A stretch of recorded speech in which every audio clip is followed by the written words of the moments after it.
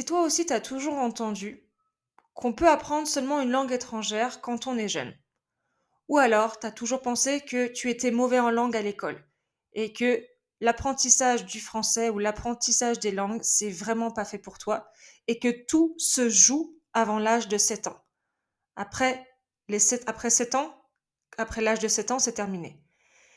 Et est-ce que tu as aussi entendu que si tu viens pas d'un environnement multilingue, si tu viens pas de parents de langues différentes, eh ben c'est fini pour toi. Bah écoute cet épisode, on va parler de tout ça ensemble. Si vous voulez apprendre le français authentique que les Français parlent, si vous voulez avoir accès à des informations que vous ne trouvez pas dans les livres, si vous voulez améliorer votre compréhension orale de manière efficace, alors vous êtes au bon endroit. Bienvenue dans le podcast des Oui. Je m'appelle Virginie, je suis française et je suis professeure de français langue étrangère depuis 2009. Ce podcast a été créé pour vous aider dans votre apprentissage du français. 2 fois par mois, vous pourrez découvrir un nouvel épisode où je parle de culture, de grammaire, de conjugaison, d'un thème de société, seul ou avec un invité. Alors installez-vous confortablement et c'est parti pour l'épisode du jour. Je vais vous parler un petit peu, moi, d'où je viens, du milieu d'où je viens. Moi, je viens d'une famille de classe moyenne. Une classe moyenne, monolingue. Moi, je suis née en 85. Mes parents m'ont eu très jeune. Ma mère avait 21 ans, mon père avait 24 ans, 25 ans. Ma mère n'a malheureusement pas pu faire d'études. Et moi, je suis née en 85 et à l'époque, dans les années 85, 80, 90, en France en tout cas, la télévision était seulement française. Il n'y avait pas du tout accès à des films en version originale, encore moins avec des sous-titres. Tout était doublé. Doublé, c'est quand il y a, si par exemple le film est en anglais, il y aura la voix, le doublage en français. Donc, moi, je venais d'un environnement où il n'y avait que le français autour de moi. Tout était en français. Il y avait aussi peu de chaînes de télévision. Il y en avait 5 et c'est tout. L'anglais, j'ai commencé à l'apprendre au collège. Le collège, c'est après l'école primaire. J'avais 11-12 ans. Et je me rappelle, mon premier prof d'anglais, il s'appelait Monsieur Pensivi. Et Monsieur Pensivi était gentil. Aucun problème avec ça.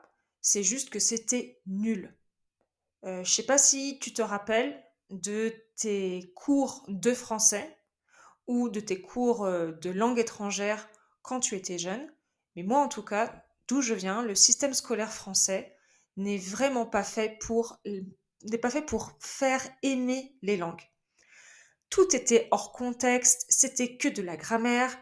Les profs étaient français, ils avaient un accent à couper au couteau.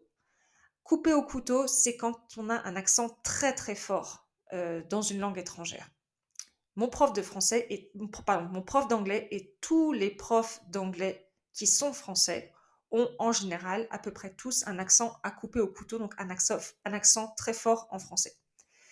Et je me rappellerai toujours, j'avais 12 ans et je comprenais pas le mot do or does or did, je le comprenais pas parce qu'en français, ça n'existe pas. Ou alors, on devait apprendre bêtement, bêtement ça signifie sans réfléchir, on devait apprendre bêtement les tableaux de verbes irréguliers. Do, did, done, etc. Go, went, gone, voilà.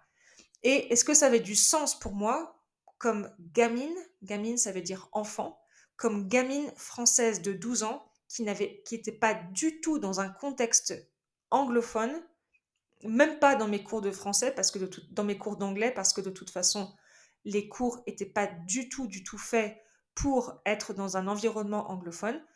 Est-ce que ces cours-là étaient faits pour aimer l'anglais? Bien sûr que non.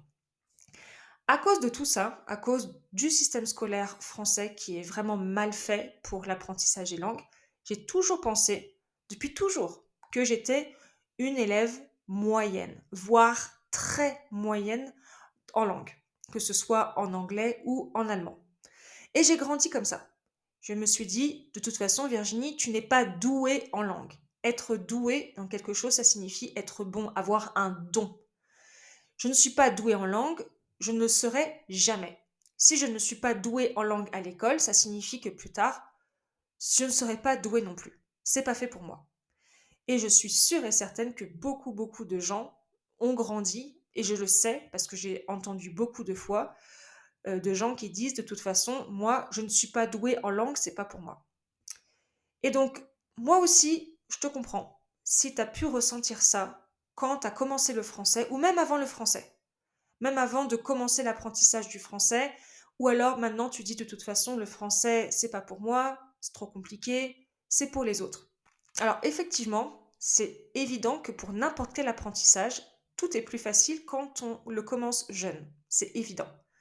Effectivement, il y a une recherche scientifique qui a montré qu'un bébé, dès l'âge de 7 mois ou de 9 mois, je ne me rappelle plus exactement l'âge, entre 7 et 9 mois, un enfant va déjà devenir sourd à certains sons. Sourd, c'est quand on n'entend pas quelque chose. Donc si un bébé naît de parents francophones, déjà le bébé, à partir de l'âge de 7 ou 9 mois, va déjà être sourd à d'autres langues et à d'autres sons.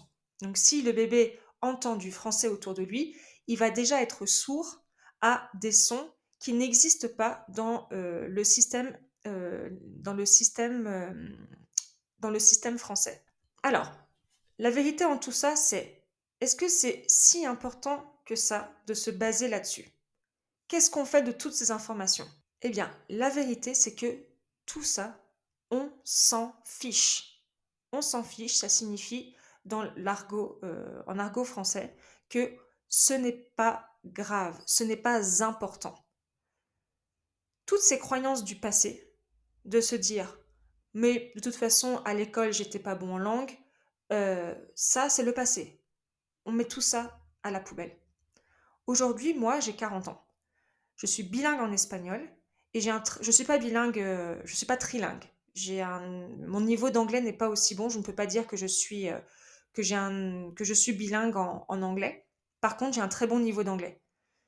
Et moi, j'ai commencé l'espagnol seulement à partir de l'âge de 28 ans. Et mon désir le plus profond, mon rêve, c'est de penser dans une autre langue. Que ce soit quand j'ai eu le déclic de bien apprendre l'anglais, donc j'étais jeune adulte, j'avais 21 ans, et aussi quand j'ai eu le déclic à 28 ans d'apprendre l'espagnol, pour moi, ça c'était mon rêve le plus grand. Pour moi, c'était un luxe, c'était un rêve de me dire, waouh, dans quelques mois, dans quelques années, je pourrais penser dans une autre langue. Ça, c'est quelque chose qui me fascinait. Donc, à l'âge de 28 ans, il y a 12 ans, je ne parlais pas un mot d'espagnol. 12 ans après, je suis bilingue. Alors que j'étais très moyenne en langue. Et je me rappelle très bien, quand j'avais 21 ans, c'était l'été 2006, et je venais d'avoir ma licence de lettres modernes. Et je commençais à faire les démarches pour partir en Angleterre comme fille au pair. Et je me vois encore dans la rue à m'imaginer dans quelques mois après, me dire waouh, je pourrais bientôt penser dans une autre langue. J'étais fascinée, j'étais excitée et j'étais heureuse. Et ces envies-là, ces désirs-là, en fait, ça n'a pas d'âge. On peut avoir 20 ans, 40 ans, 70 ans, 80 ans. Et ces désirs-là, ce désir profond d'apprendre quelque chose, et en l'occurrence d'apprendre le français, eh ben, ça n'a pas d'âge, ces désirs. La majorité de mes élèves sont du troisième âge. Le troisième âge, c'est à partir de 65 ans. J'ai beaucoup d'élèves de 65 ans, 68 ans, 75, 78 ans. Et un élève qui aura bientôt 80 ans. Et est-ce que ça les stoppe? Est-ce que leur âge les limite dans leur apprentissage? Ou est-ce que leur âge va limiter leurs rêves? Bien sûr que non. Je prends l'exemple d'un élève que j'ai eu, un élève américain qui a commencé, quand il a pris sa retraite, il a commencé à apprendre le français. Il avait un niveau A0, c'est-à-dire qu'il ne savait absolument rien du tout, ne parlait pas du tout un mot de français, et c'était la première fois qu'il apprenait une langue étrangère.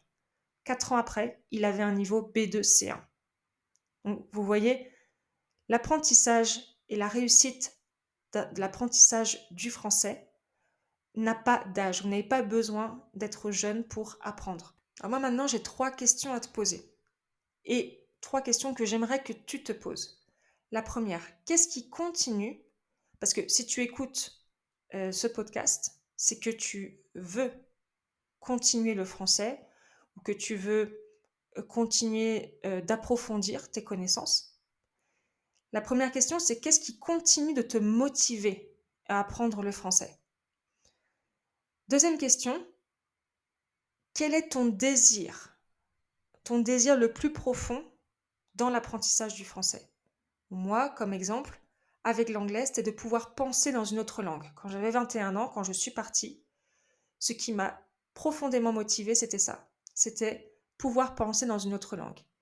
Et quand j'ai eu le déclic d'apprendre l'espagnol à 28 ans, ce qui m'a motivée, c'était le désir le plus profond, c'était que j'avais des élèves vraiment super sympas espagnols dans les écoles de langue où je travaillais. Et j'avais envie de pouvoir échanger avec eux en espagnol parce que j'ai trouvé super sympa. Et c'est ce qui m'a motivée. Ça a été mon désir profond quand je suis partie et que j'ai commencé l'apprentissage de l'espagnol. Et enfin, la troisième question, vraiment très importante. Qu'est-ce que tu vas faire pour ça, pour atteindre je ne veux pas dire atteindre tes objectifs parce que je trouve que c'est trop objectif. Moi, je parle plutôt du subjectif ici. Qu'est-ce qui te fait vibrer en choisissant d'apprendre le français? Mais qu'est-ce que tu vas faire, toi, pour réaliser ton rêve dans ton apprentissage du français? On a tous, chacun, notre motivation personnelle. Comme je te l'ai dit, moi, je voulais penser dans une autre langue et ensuite, bêtement, ça peut être bête pour d'autres personnes, mais pour moi, sur le moment, c'était je veux vraiment apprendre l'espagnol parce que je trouve les Espagnols super sympas et très drôles. Voilà. Et 12 ans après, j'ai fait ma vie au Mexique et mon mari est mexicain et j'ai un petit franco-mexicain de 7 ans. Donc si toi aussi tu penses que c'est jamais trop tard pour commencer ou pour recommencer ton apprentissage du français, si tu penses que tu es peut-être un peu perdu, tu as perdu un petit peu ton rêve de vue, bah contacte-moi. Contacte-moi et je serai contente d'en parler avec toi, d'échanger avec toi. Tu peux m'écrire par email à hello@ewionline.com ou tu peux jeter un coup d'œil sur mon site internet ewionline.com. Je te dis à très bientôt pour un nouvel épisode.